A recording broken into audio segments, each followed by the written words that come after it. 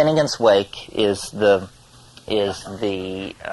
last and most ambitious and most puzzling work of the British writer James Joyce, who of course wrote Dubliners and Ulysses.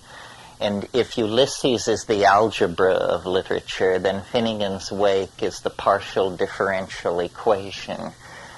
Most of us break down at algebra. Few of us aspire to go on to the partial linear differential equation.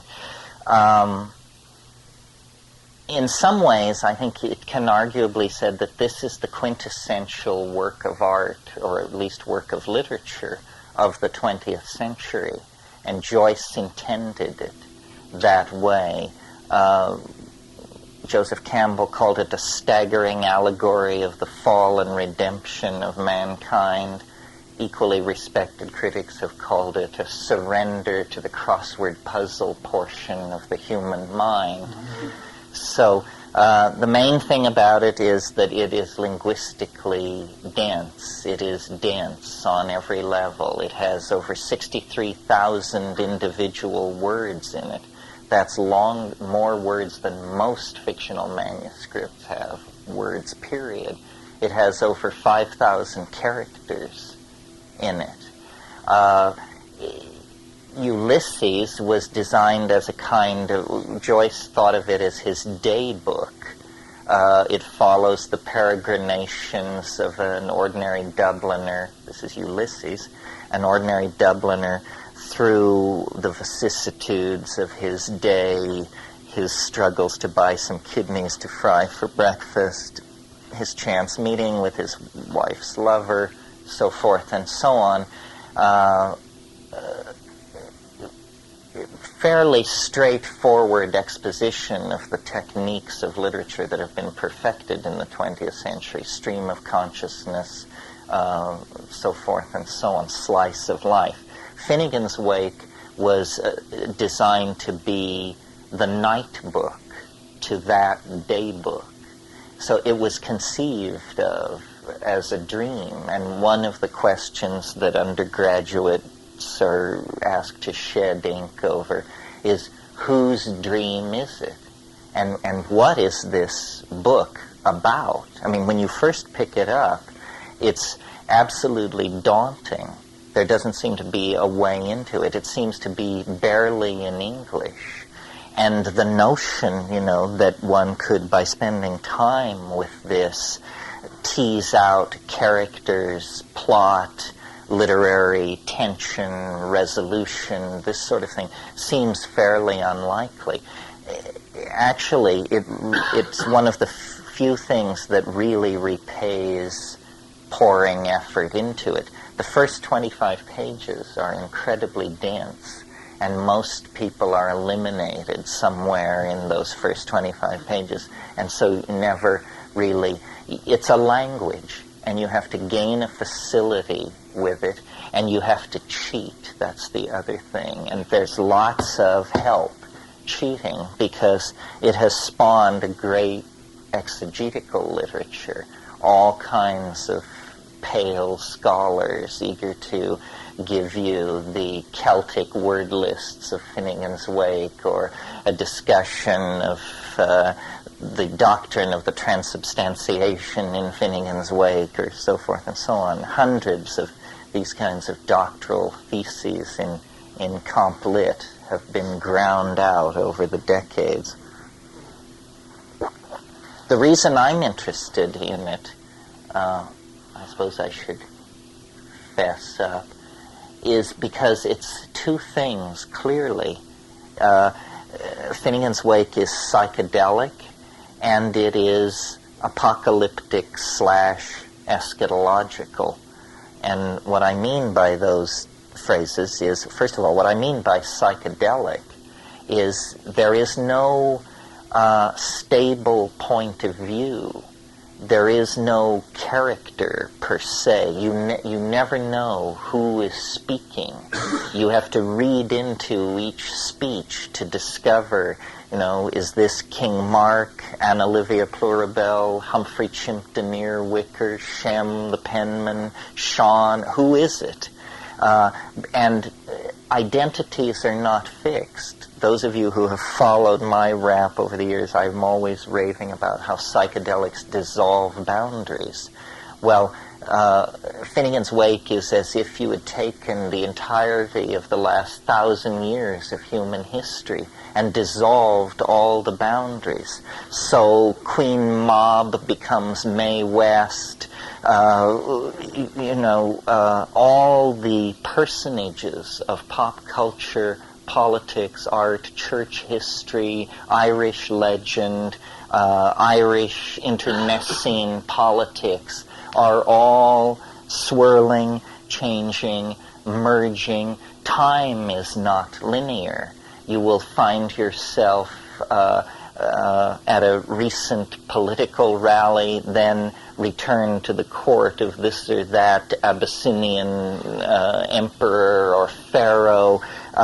It's like a trip. And the great technique, I was thinking about this as I was thinking about this lecture, the great technique of the 20th century is collage or pastiche. It was originally developed by the Dadaists in Zurich in 1919. Right now it's having a huge resurgence in the form of sampling in pop music. And Joyce was the supreme sampler. I mean, he draws his material from technical catalogs, menus, legal briefs, treaty language, mythologies, dreams, doctor-patient conversations. Everything is grist for this enormous distillery. And yet, what comes out of this, once you learn the codes and once you learn to play the game, is a Joycean story that all graduates of Ulysses will recognize. I mean, what Joyce was about was an incredible sympathy with common people and an awareness of the dilemma of being a Jew in Irish Ireland, being a devotee of scholasticism in the 20th century, of dislocation and disorientation, of being the cuckolded husband, of being the failed divinity student. All of these characters and themes are familiar. It's quite an amazing accomplishment. There's nothing else like it in literature. It had very little anticipation. The only real anticipator of Joyce in English, I think, is Thomas Nash, who most people have never heard of. Thomas Nash was a contemporary of Shakespeare and wrote a famous, I don't know what that means in such a context, but a novel called it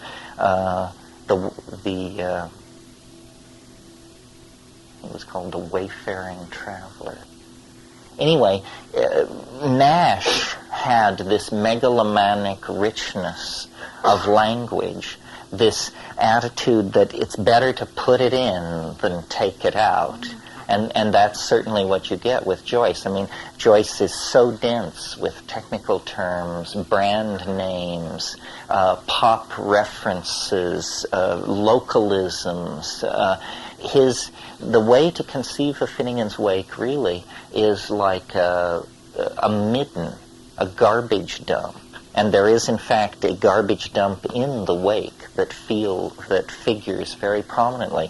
And what you, as the reader, have to do is go in there with nut pick and toothbrush and essentially remove one level after another level after another level and sink down and down. And the theme is always the same, the delivery of the word, the misinterpretation of the word, and the redemption of the word at every level in all times and places.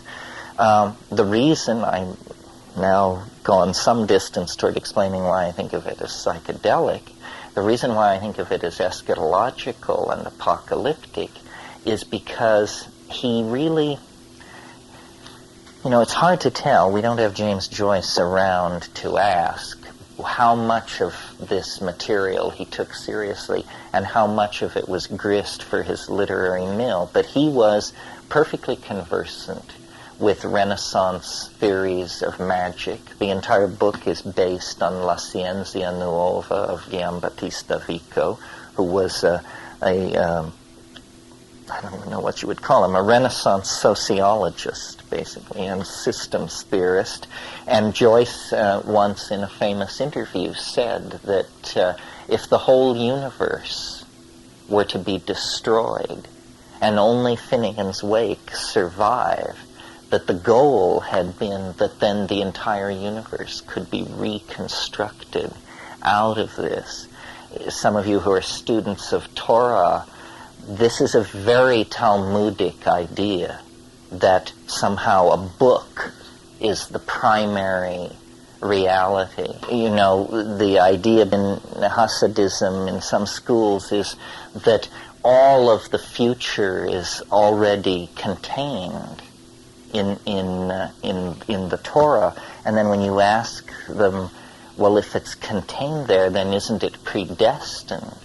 And the answer is no, because the letters are scrambled, and only the movement of the present moment through the text correctly unscrambles and arranges the letter. This is Joyce thinking, for sure. And it's very close to a central theme in Joyce, and a central theme in the Western religious tradition, which is the coming into being, the manifestation of the Word, the declension of the Word into matter. And in a sense, what Joyce was trying to do was, he was in that great tradition of literary alchemy whose earlier practitioners were people like Robert Flood, Athanasius Kircher, Paracelsus. These are not familiar names, but in the late flowering of alchemy, when the birth of modern science the rosy glow could already be seen, the alchemists turned toward literary allegory in the 16th and early 17th century. Joyce is essentially in that tradition. I mean, this is an effort to condense the entire of experience, all as Joyce says in The Wake, all space-time in a nutshell is what we're searching for here. A kind of philosopher's stone of literary associations from which the entire universe can be made to blossom forth. And the way it's done is through pun and tricks of language and double and triple and quadruple entendre. No word is opaque. Every word is transparent, and you see through it to older meanings, stranger associations. And as your mind tries to follow these associative trees of connection, you eventually you get the feeling, which is the unique feeling that the Wake gives you, which is, it's about as close to LSD on the page as you can get, because you are simultaneously many points of view, simultaneously many dramatis loci, many places in the plot, and the whole thing is riddled with resonance. You know, a man doing a task on one level is on another level a Greek god completing a task, and on another level some other figure of some more obscure mythology. So really, one thing about Finnegan's Wake, it's like a dipstick for your own intelligence. What you bring to it is going to determine what you get out. And if you have read the books which Joyce was familiar with, or if you have armed yourself with such simple things as a Fodor's Guide to Ireland, or a good map of Ireland, or a good work of Irish mythology, then it immediately begins to betray its secrets to you. And it's so rich that it's easy to make original discoveries.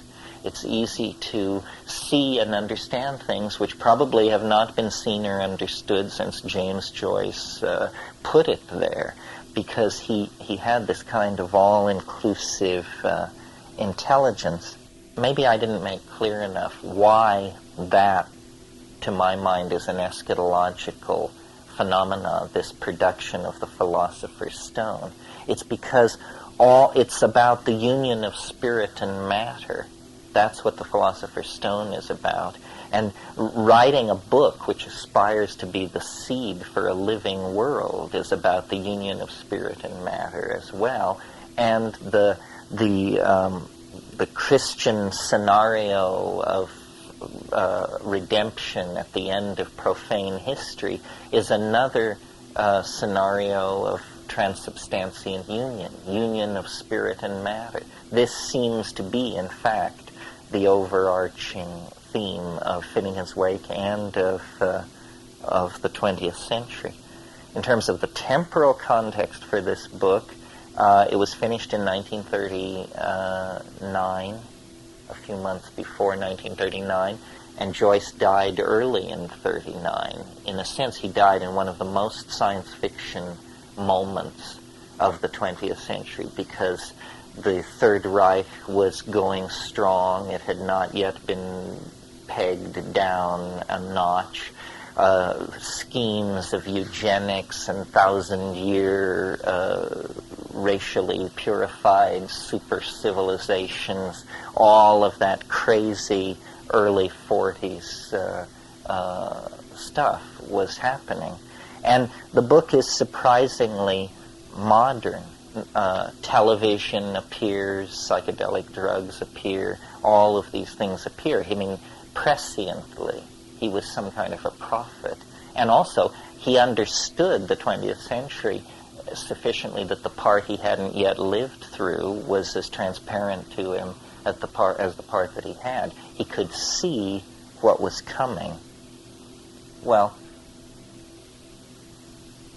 that's by way of my introduction. I want to read you what some other people have said about this, because I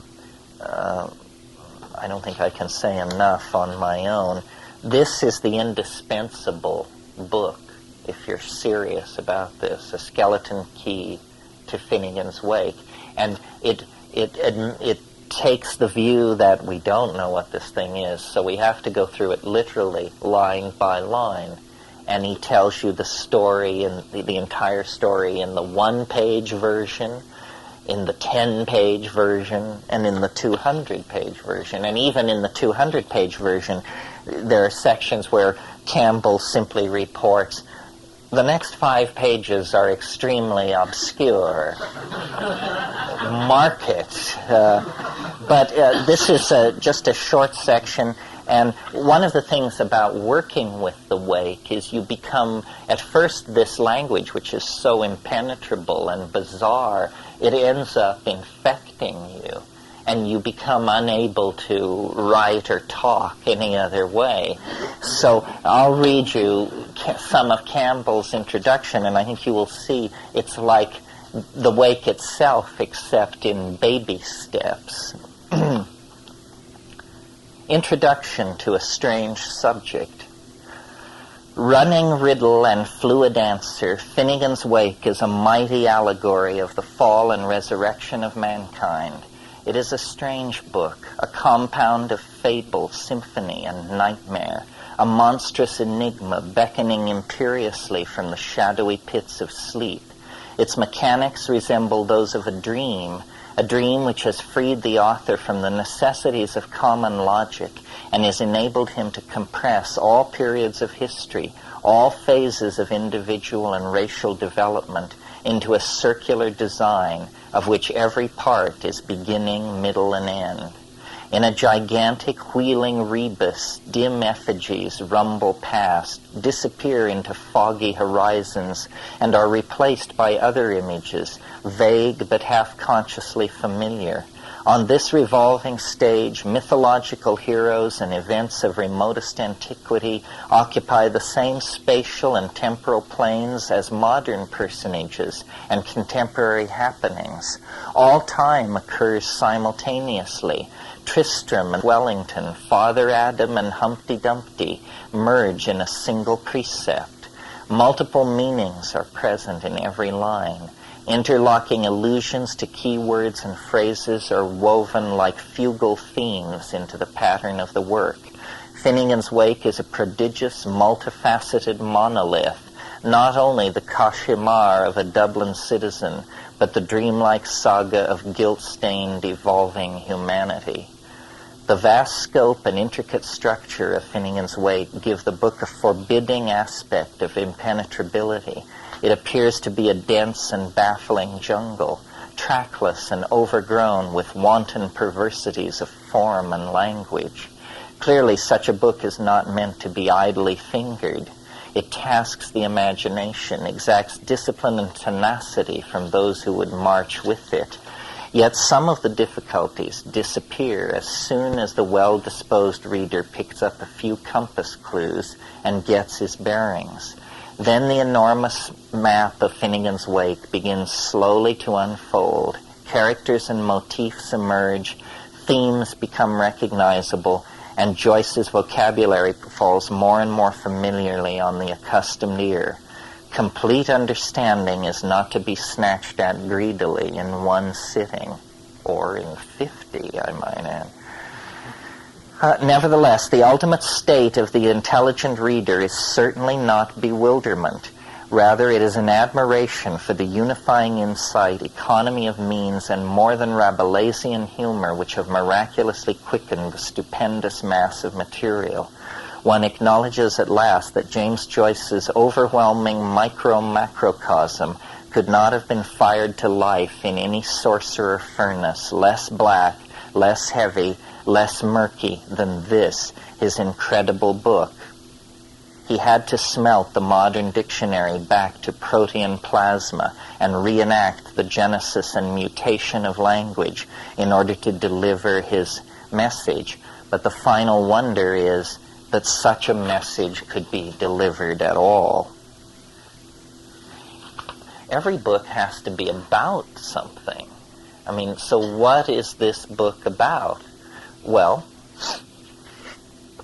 as far as anybody can tell, it appears to be about someone named, well, they have hundreds of names, actually, but for economy's sake, someone named Humphrey Chimpton Earwicker, or abbreviated HCE. And Humphrey Earwicker runs a pub in Chapelizod, which is a suburb or a district of London. And he has, as it says, an ital wifey, who is Livia Plurabelle.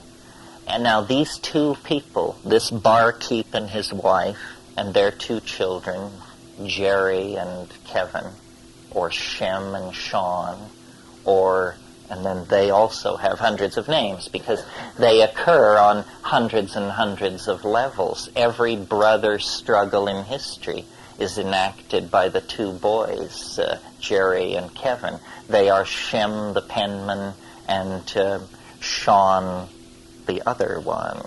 And they dichotomize certain parts of the process. So here is, in one paragraph, this is the Cliff Notes version of what Finnegan's Wake is all about.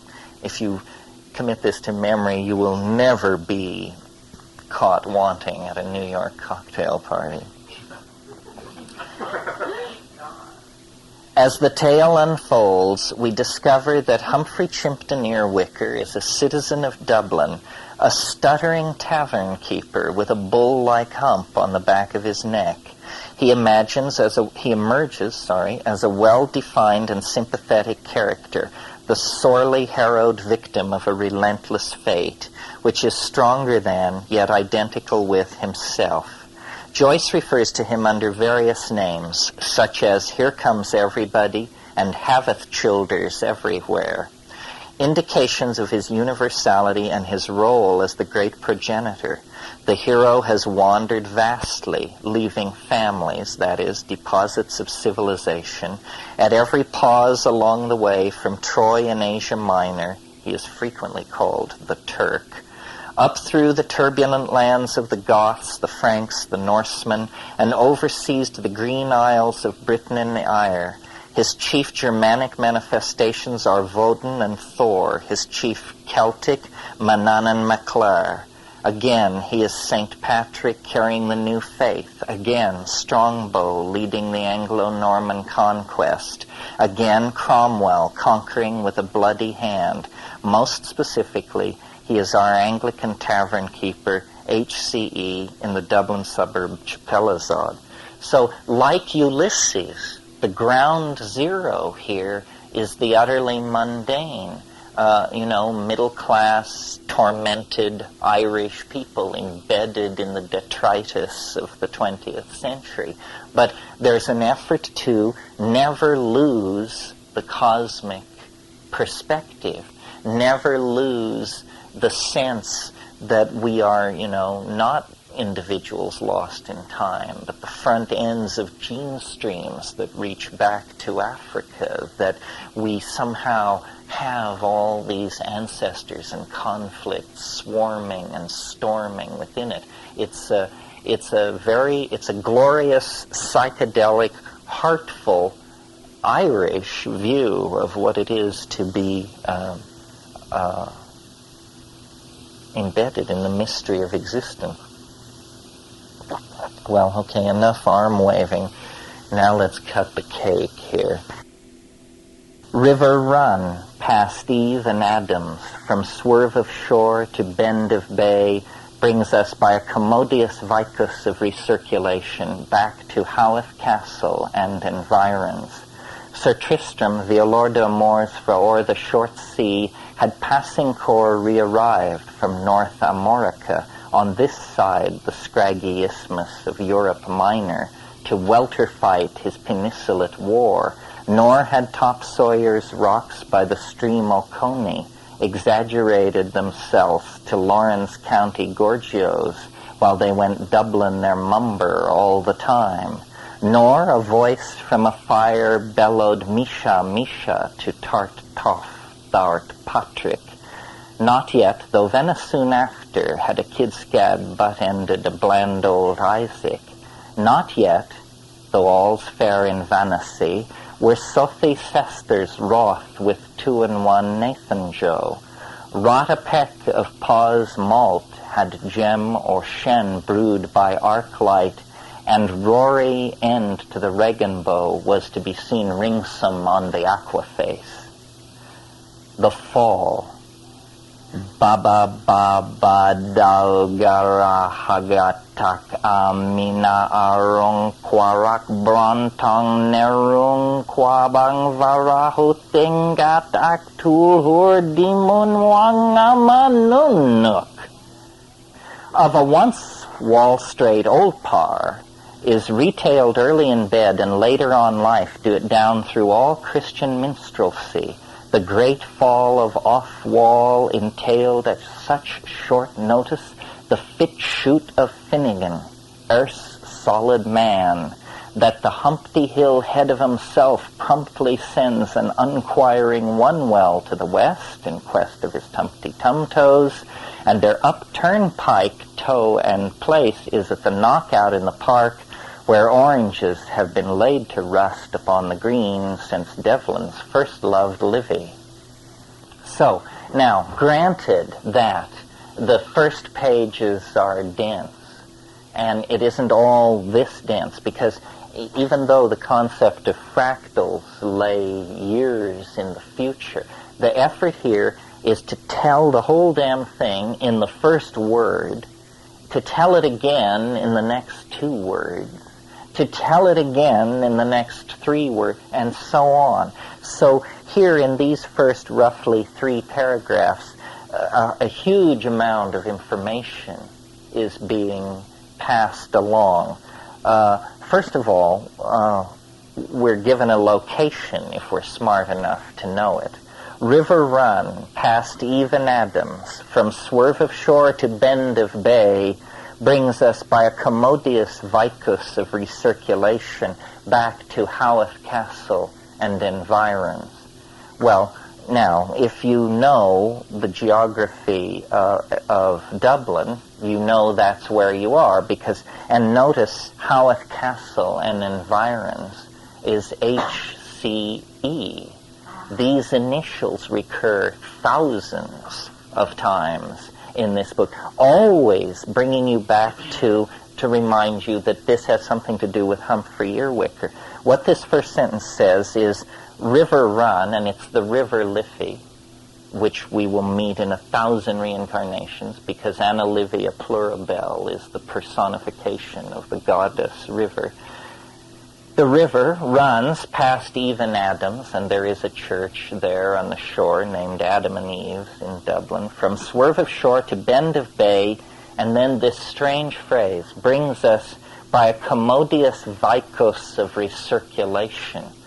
This announces the great architectonic plan of the wake, that it is in fact going to be based on the sociological ruminations of Giambattista Vico's La Scienza Nuova, the vicus mode of recirculation, because, as I'm sure you all know, Vico's theory of the fall and redemption of mankind was that there were 4 ages. I can't remember, gold, silver, iron, and clay, I think. And so this idea of the recirculation, of the connectedness, of the cyclicity, of the, as he says, the same again and again. Finnegan, sin again, the same again. And this is one of his great themes, is the recurso. Everything comes again. Nothing is unannounced. Love affair, every dynastic intrigue, every minor political disgrace, and a minor political disgrace figures very prominently in this book, because as the carrier of Adam's sin, the great dilemma for Humphrey Earwicker is that he is running for a minor political post, alderman, but apparently one night, rather juiced, he relieved himself. Well, there are many versions, and you hear them all, and they are all given in dreams and in mock trials and in accusatory fantasy. He either innocently took a leak in the park, or he fondled himself in some way in the presence of Maggie and her sister in such a way that his reputation is now at great risk. And it all depends on the testimony of a cad, a soldier, or perhaps 3 soldiers. It's never clear. It's constantly shifting. And this question of, what happened when Maggie seen all with her sister in shawl at the magazine wall haunts the book, because on it turns the question of whether HCE is a stalwart pillar of the community, or in fact a backsliding masturbator and a monster, and so forth and so on, as one always is if one is trapped in a James Joyce novel. Then this puzzling list in the second paragraph is simply a list of things which haven't happened yet. Sir Tristram, lover of music, Violor d'Amours, for o'er the short sea, had passing corps, not yet, re-arrived from North Amorica, from the coast of Brittany, on this side the scraggy isthmus of Europe Minor, to welterweight his peninsulate war. Now, this word peninsulate is typical Joyce punning. Peninsulate war, obviously, because it's being launched from Brittany. Peninsulate war, because Sir Tristram is the great archetype of the lover, and so his war is peninsulate.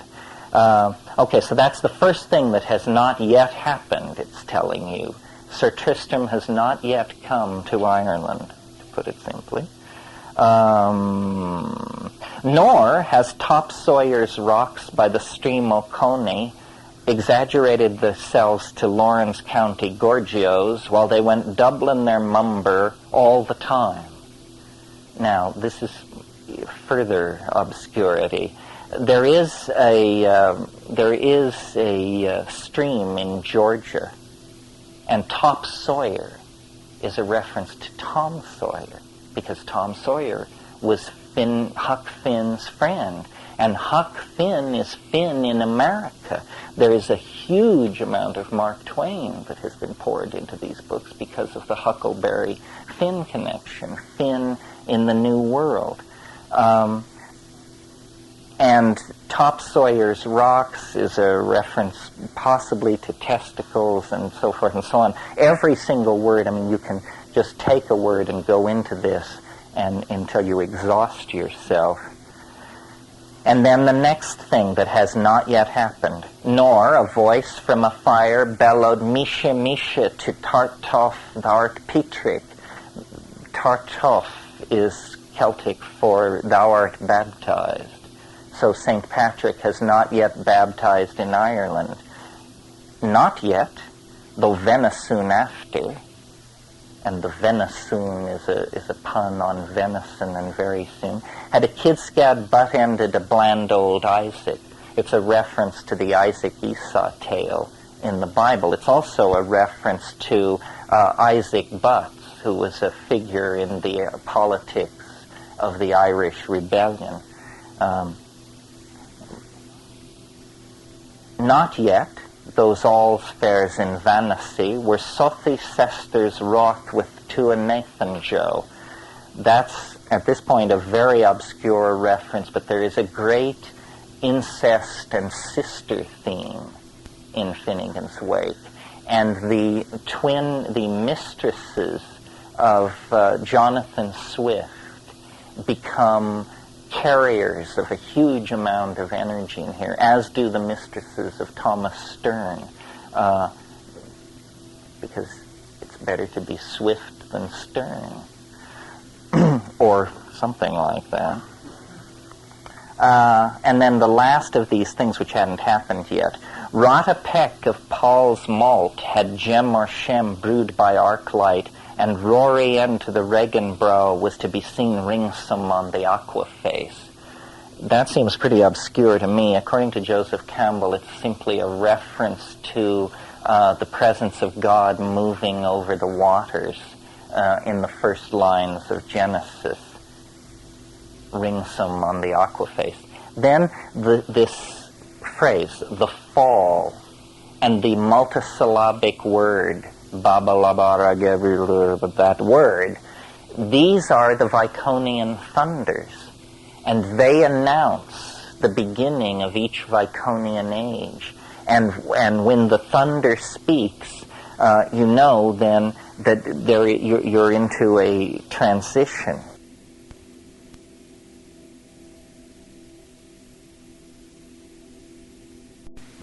Then it actually launches in the last paragraph into a fairly straightforward evocation of at least the mythological Finnegan. As you all probably know, there is an Irish drinking ballad of great antiquity called the Ballad of Tim Finnegan, or the Ballad of Finnegan's Wake. And it tells the story of Tim Finnegan, who was a hod carrier, a bricklayer's assistant, and he was given to hitting the poteen rather hard, and he fell from his ladder. It's the Humpty Dumpty story. He fell from his ladder, and he broke his back, and his friends waked him in the grand Irish fashion, and at the height of the wake, they became so carried away and intoxicated that they upended a bucket of Guinness over his head, and he revived and joined the dance. And here is then the first evocation of Tim Finnegan, the fall, then the Viconian thunder, of a once Wall Street old par, which is just an old person, is retailed early in bed and later on life down through all Christian minstrelsy. The great fall of the off-wall entailed at such short notice the shoot of Finnegan. Now this word, P-F-T-J-S-C-H-U-T-E, shoot, is Norwegian, I'm informed, and refers it refers to the act of falling, and the act of falling from a hill. Finnegan, earth's solid man, that the Humpty Hill head of himself promptly sends an unquiring one well to the west in quest of his tumpty-tum-toes, and their upturned pike point and place is at the knockout in the park, where oranges have been laid to rust upon the green since Devlin's first loved Livia. This is fairly transparent if you're Irish or a citizen of Dublin, because what it's talking about is Dublin is imagined to be situated basically in the belly of an enormous giant person who is Finnegan. Finnegan lies like a giant reclining figure along the Liffey there, husband and wife, river and mountain. And this is actually then, the focus has changed, and now we're talking about the geography. He was a solid man, Earth's solid man, but then somehow he turned into something where the Humpty Hill head of himself promptly sends an unquiring one well to the west in quest of his tumpty-tum-toes. And if you have a map of Dublin laid out, you can actually see this enormous man in the landscape. And there are many enormous men and women in the landscape of this planet. And Joyce maps the Dublin geography over all of them. Some of you may know Iztaccíhuatl, the magical mountain in Mexico. Iztaccíhuatl means the sleeping woman in Toltec. And many mountains are imagined to be sleeping people. So here he introduces this theme, and this is one paragraph. This is the invocation of Finnegan as hod carrier.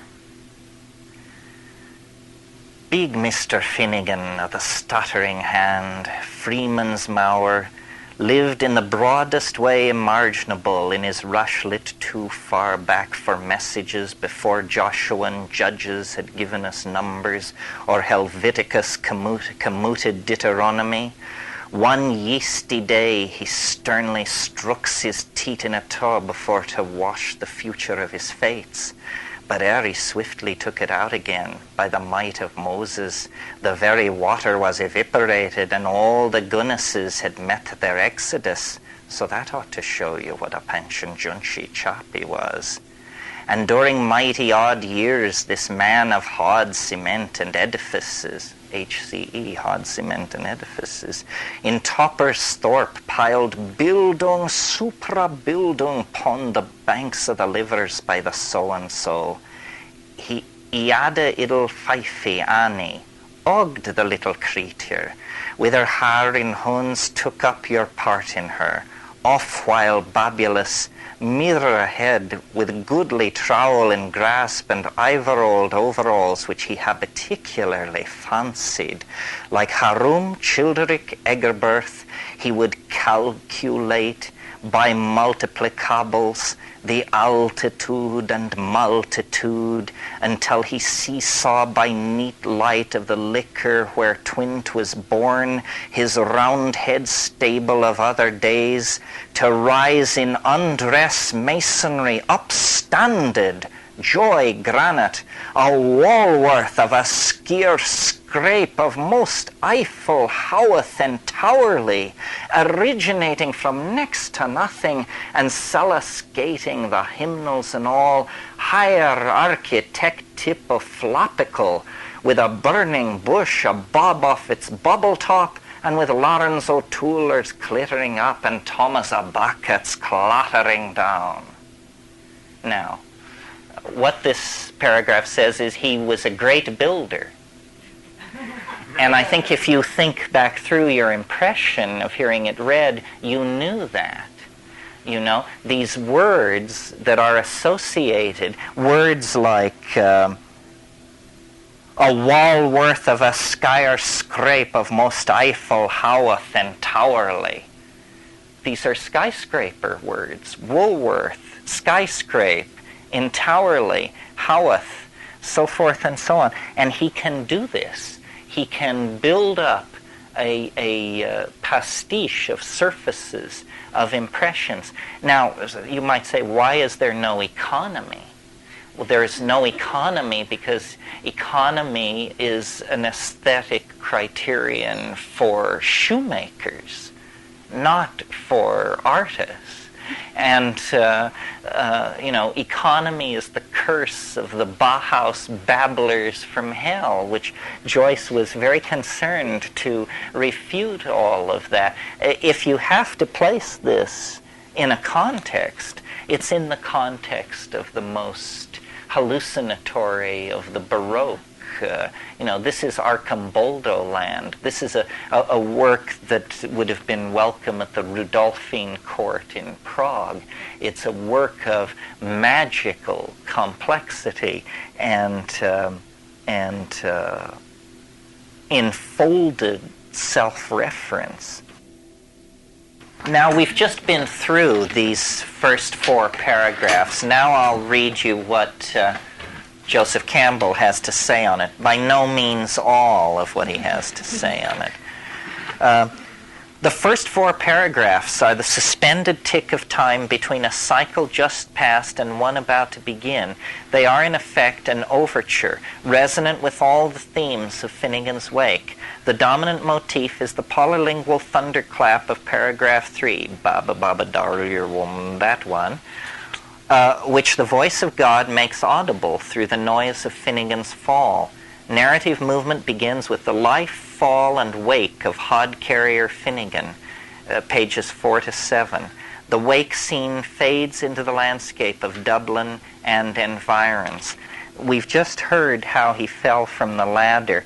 Now we move into a description of the wake, and there's a certain voice that appears at certain times. It's where there are a lot of words ending in ation, continuation of the celebration until the examination of the extermination. These are the 12 judges. Each character, when they appear, has a certain tempo to their character. So when that tempo enters the text, you know the character is present, even though there may be no trace. For example, Livia Plurabelle's tempo is the tempo of the hen. Here a little, there a little, go a little, see a little, do a little. The hen is scratching. This is this nervous, bird-like. That's Livia's signature. Here's just one paragraph from the wake scene, which builds and has quite a minor amount of humor associated with it.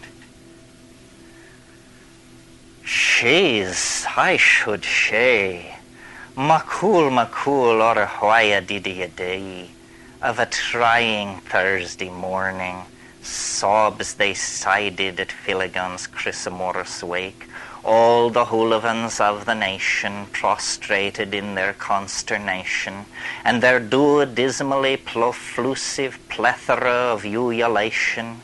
There was plums and groons and cherifs and citherers and raiders and cinnamon too, and they all joined in with the shoutmost joviality, Agog and Magog and the round of them agrog, to the continuation of that celebration until Hand and Hungan's extermination.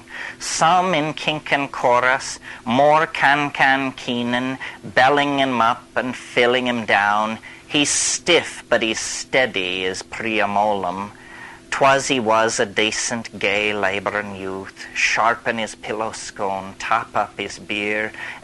Where in this whirl will ye hear such a din again, with their deep brow fundigs and the dusty fidelios?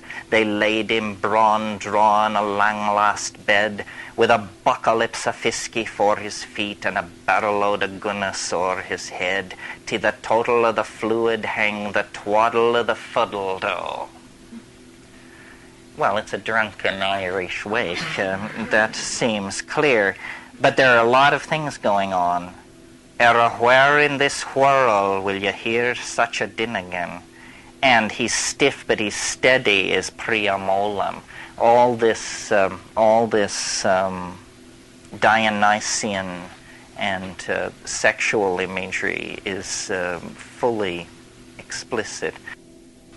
In some ways more realized as a character, or more lovable, if that's the word, is Anna Livia Plurabelle. I mean, Anna Livia Plurabelle is Molly Bloom on acid, basically.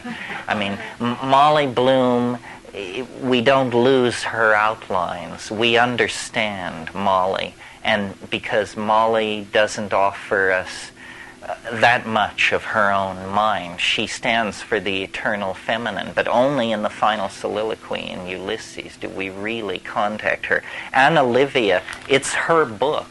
It may in fact be her dream, and the whole thing is permeated with her tensions and her cares.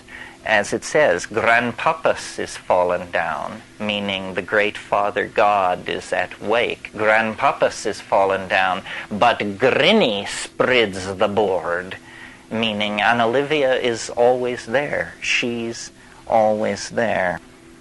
And in the wake, really you could almost say that Molly Bloom's soliloquy has been expanded to 300, 400 pages. And the whole thing is a meditation on the river. The river is the feminine, and the first image in the book and the last image are the image of the river. The river dissolves everything and carries it out to sea. Let me read this description of Anna Livia Plurabelle, and then we'll go back to the synopsis. How beautiful and how true to wife of her, when strangely forbidden to steal our historic presence from the past post-propheticals, so as to will make us all lordy heirs and lady maidesses of a pretty nice kettle of fruit. She is living in our midst of debt and laughing through all plores for us. Her birth is uncontrollable, with a naparon for her mask and her sabots kicking arias, so ser, so solly. If yous ask me and I sack you, how? Greeks may rise and Troisers fall. She is mercenary. Through the length of the land lies under liquidation, flut, and there's nar a harbow nor an eyebrush on this glabrous place of herschrift. What our Walter shall loan a Vesta and hire some peat and sarch the shores her cockles to heat, and she'll do all a turf woman can to puff the business on, to puff the blaziness on, puff, puff, and even if Humphrey shall fall frumpty times as awkward again in the beard's busaloom of all our grand remonstrances, there'll be eggs for the breakers come to mourn him, sunny side up with care. So true it is that there's where's a turnover, the tay is wet too, and when you think you catch sight of a hind, make sure you're cocked by a hen. Well, Nora felt that Jimmy would have been much better as a singer. She so stated that she had great hopes for his voice, and she was a very practical woman, Nora Barnacle. There wasn't a literary bone in her body, I think. I think that's what Joyce loved about her, was that she was the real thing. And all these women, Molly and Olivia, they all are Nora Joyce for sure. He died shortly after it was published, although it had been known in manuscript for over 10 years to the literati of his circle. It was called Work in Progress. And people didn't even know if he was serious or not. And it was very hard to find a publisher. It was a typographical nightmare. Joyce was going blind. And so, trying to keep track of the spelling, and there's hardly a standard spelling in there. There's hardly a word that is not somehow fiddled with and changed around. If you pay attention to what you're calling life as it is, you will discover that it's not a simple thing at all. That it's that it's like this. I mean, I used to say, when you're vacuuming your apartment, Rome falls 9 times an hour. And your job is to notice. And you always do notice, but you never tell yourself that you're noticing. So in the course of a day, I live, and you live, to some degree, the entirety of global civilization. I mean, Rome falls, algebra is discovered, the Turks are beating at the gates of Vienna, and it isn't even 11 a.m. yet, So there is this sense of the co-presence of history. We are imprisoned inside the linear assumption that I'm a person in a place, in a time, I'm alive, most people aren't. But in fact, when you deconstruct all that, that is fiction. And the truth is more this onrushing magma of literary association, and in Ulysses you get an enormous amount of half-baked science. Leopold Bloom is always looking at things and explaining to himself how they work using very crack-potted notions of hydraulics and electricity and this sort of thing. I think people say the psychedelic experience is hard to remember, dreams are hard to remember, but harder to remember than either of those is simply ordinary experience. You lie in the bath and you close your eyes for 30 seconds and empires fall, dynastic families unfold themselves, power changes hands, princes are beheaded, a pope disgraced, so forth. That was for you. And and then somebody drops something and you wake up and 15 seconds have passed.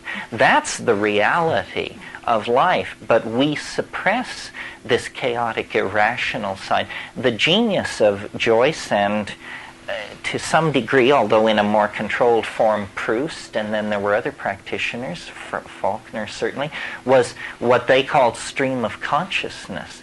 But what it was an ability to listen to the associating mind without trimming, pruning, judging, denying.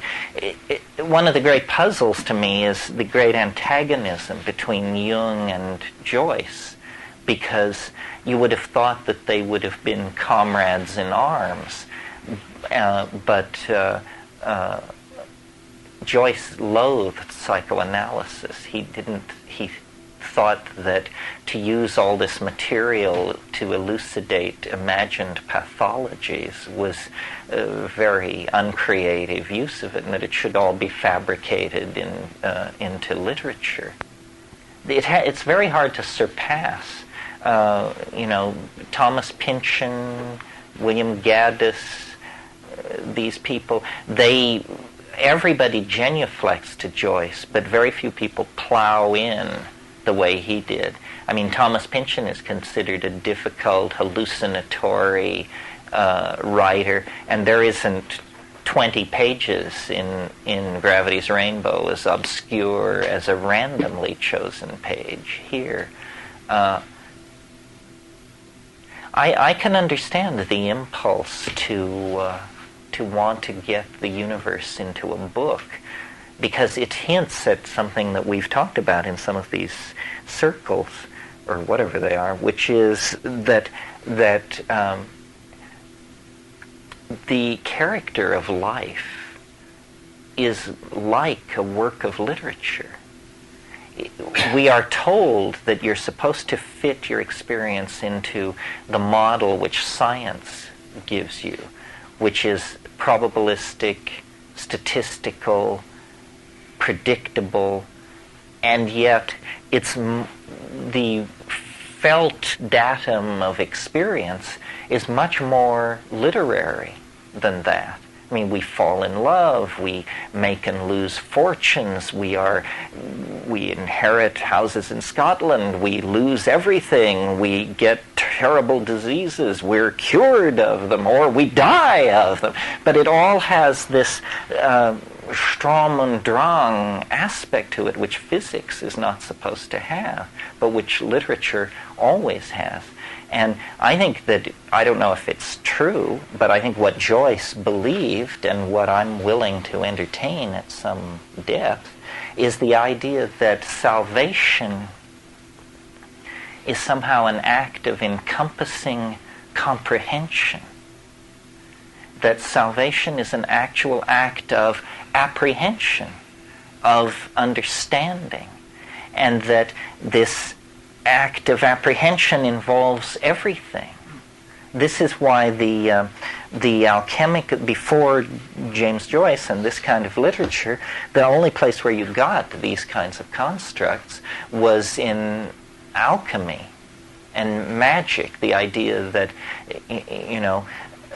through an act of magic, the universe could be condensed to yield a fractal microcosm of itself.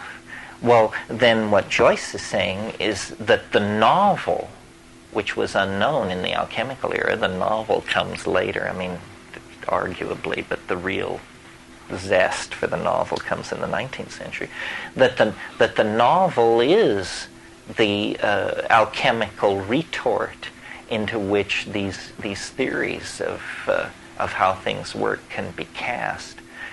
I think the great modern exponent of this, although now dead, and certainly one who owed an enormous debt to Joyce, was Vladimir Nabokov, especially in Ada. Ada is his paean of praise to Finnegan's Wake, basically, and the idea tacked in there is the idea of causality and ordinary casuistry. See, what all these people are saying, I think, and what the psychedelic experience argues for as well, is that we are somehow prisoners of language, and that somehow, if we're prisoners of language, then the key which will set us loose is somehow also made of language. What else could fit the lock? So somehow an act of poetic legerdemain is necessary. And Joyce, in Finnegan's Wake, I mean, he didn't live to argue the case or to work it out. He died shortly after. But this comes about as close as anybody ever came to actually pushing the entire contents of the universe down into about 14 cubic inches. Joyce and Proust had one meeting, and supposedly Joyce said to Proust, "I'm too young for you to teach me anything." Are you all familiar with the remembrance of things past? Well, it could hardly be a more different work of literature. I mean, it is stately and cinematic, and you always know where you are, and the characters are defined. It's an old-style novel, but there are places in it where he just takes flight and prefigures the kind of writing that Faulkner and Joyce were able to do. As far as psychedelic influences, I don't know that there are arguably any. Joyce lived in Trieste for a while and taught English. He may have been, as a habitué of Paris, he may have been familiar with hashish. He probably had some familiarity with absinthe, but I doubt that it was a lifestyle for him. I think that the whole of the 20th century is informed by this hyperdimensional understanding, and that, Jung tapping into it in the 20s, the Dadaists in 1919 in Zurich, the Surrealists, even earlier, the École de Pataphysique, L'Entremont, Jarry, all of these people. It's what it's about, the 20th century, is this, the McLuhan's phrase comes to mind, the Gutenberg galaxy, the spectrum of effects created by print. The classes, the conceits, the industries, the products, the attitudes, the garments, all of the things created by print. And we are living in a terminal civilization. I don't want to say dying, because civilizations aren't animals, but we are living in an age of great self-summation. When what we look back at is basically since the fall of Rome, there has been an unbroken working out of certain themes. Scholasticism, the Aristotelian and Platonic corpuses. Christianity, always presented as somehow a rival to science, is in fact paves the way for science. There would have been no science had there not been William of Ockham, who was a 14th century nominalist theologian. Really, Western civilization has had 1,000 years to work its magic, and now there is a summation underway, and I don't certainly presume, at least not this evening, to judge it. How do you place a value on an entire civilization? But in the same way that when a person dies, their entire life passes before them in review. When a civilization dies, it hypnagogically cycles the detritus of centuries and centuries of struggle to understand. And someone like Joyce, I think, just brings that to an excruciating climax, because it's all there, it's all there, from the smile that tugs at the lips of the woman in the Arnolfini wedding, to quantum physics, to what Molière said to his niece in the 15th letter, and so forth and so on. And the task is to hold it in your mind. I think it was William James who said, if we don't read the books with which we carefully line our apartments, then we're no better than our dogs and cats. And, too often this is lost sight of. And the point of it, it's not simply that we are aesthetes, littérateurs, and that here in the twilight of the gods we should sit around reading James Joyce. That isn't the point. The point is that this is the distillation of our experience of what it is to be human, and it's out of these kinds of distilling processes that we can launch some kind of new dispensation for the human enterprise, because we have played it out. It's now a set piece, all of it. When I listen to rock and roll now, it's interesting to me, but it has the completedness of polyphony. You know, it's a done deal somehow. And we're looking backward and we're anticipating. And the purpose of literature, I think, is to illuminate the past and to give a certain guidance as we move into the future.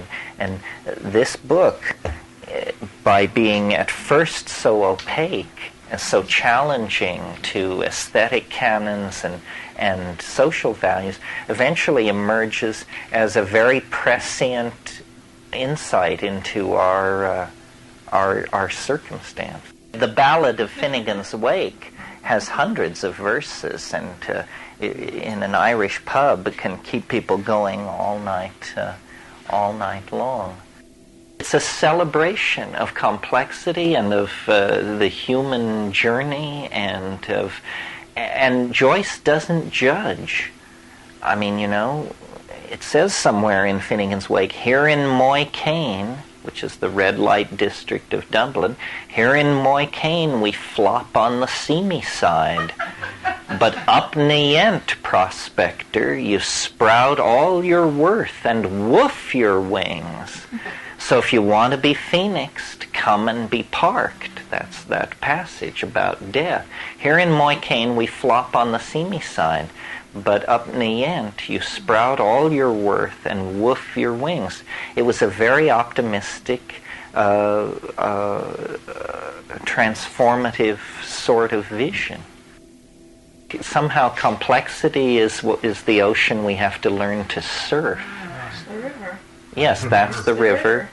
And that's the psychedelic side of it. I mean, imagine that you can get 63,000 different words in here, tell a story, and have all the common articles and modifiers operating normally anyway. And then it's very optimistic. I mean, Molly Bloom's speech is, you know, probably the single most optimistic outpouring in all of 20th century literature. Not that there was much competition, but